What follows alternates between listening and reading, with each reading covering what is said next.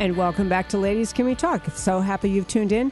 We have another guest on with this segment, and I mentioned before the break, our guest is named James Simpson, or Jim Simpson, and he's the author of a book called The Red-Green Axis. And I told him when I got this book, before I opened it, I knew what it was about from the title. But hello, Jim. Glad to have you.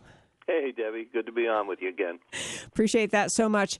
You know, I want to just talk about what I mentioned earlier in the show.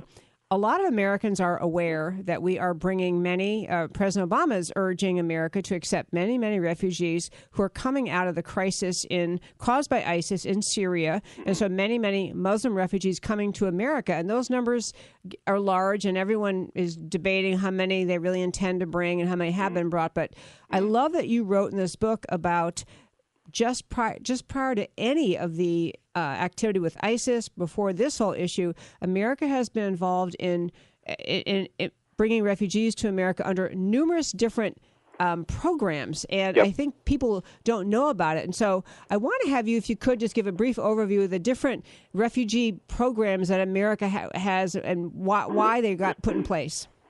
Well, In 5 seconds. No. yeah. There's one refugee resettlement program under the Office of Refugee Resettlement. However, there are other programs that are very similar, and while they're not called refugee resettlement, the people in those programs get similar and in some cases identical treatment. For example, we have the asylum program, and that annually brings in about 25,000 people a year now. And then they have created something called Follow to Join, which is the families of asylum seekers. So if somebody's asylum request is accepted, then that person can tell his family to come, tell their families to come, and so that's another 15,000 a year. So between asylees and their families, we're looking at an additional 40,000. There's something called the Cuban Haitian Entrant Program, which has been running at about 20,000 people a year. Now, 2015, it's up to over 60,000. And a criticism of that program is that many of the Cubans come into this country ostensibly leaving Cuba under duress, or for some reason they get lined up with welfare benefits, and then they go back home to visit. Now, if they were having such a hard time in Cuba, why would they be able to go back home and visit and kick their feet up and enjoy American welfare checks while they're enjoying their time in Cuba? And the fact of the matter is, a lot of those people coming in here, if they've come in with the agreement by the Cuban government, then they're here for no good reason. We don't know exactly what those reasons are, but they are certainly not good reasons because, as we know, Cuba hates America, and Cuba will not let any of its citizens come to the America just because they want to. They have to be being used for some reason. There are also trafficking victims. That's a very small number. And they're trying to get the unaccompanied alien children, it's sort of a misnomer really, unaccompanied minors from Central America to be recategorized as refugees. There's no such thing. The refugee program has a very specific definition, and the unaccompanied minors from Central America do not fit that definition.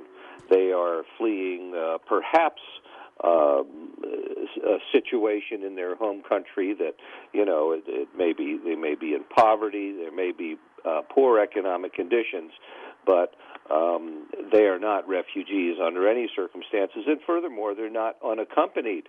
For example, in 2014, when we had about 65,000 of these supposedly unaccompanied minors coming across the southern border, there were an equal number of parents and families.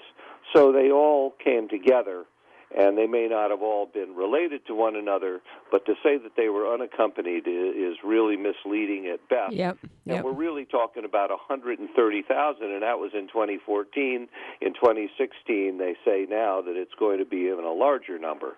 So let me ask this. Let me jump in because there are so many people coming in on different auspices, and I understand now there is an organized effort to, in part, just have more people aware of all the different refugees coming here. But America's always held itself out as bring us your huddled masses. We have lots of money. We can help everybody. What is the reason that there is, in your view, that there is such a growing organized resistance to some of these refugee programs? Is it just money? Is it safety? Is it health? What is it? Oh, I think it's all of the above. I mean, in Texas, the refugees coming into Texas, 25% of them test positive for TB. In 2010, President Obama lifted the ban on bringing on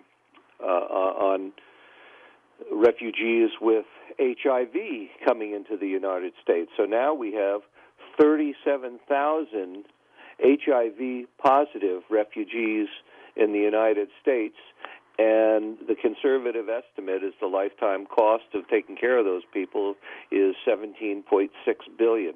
That's from the Center for Disease Control. It's probably twice that in reality.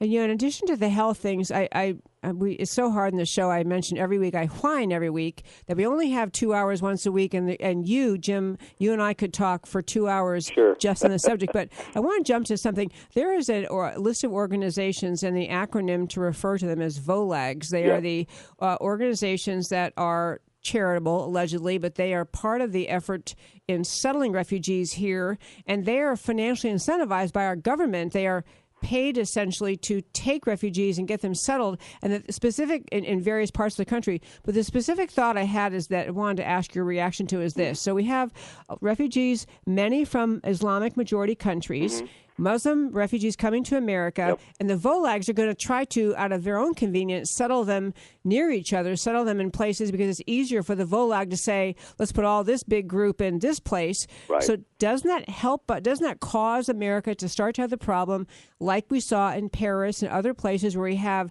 Muslim majority neighborhoods being created in part by our refugee program? Is that right? It's absolutely true.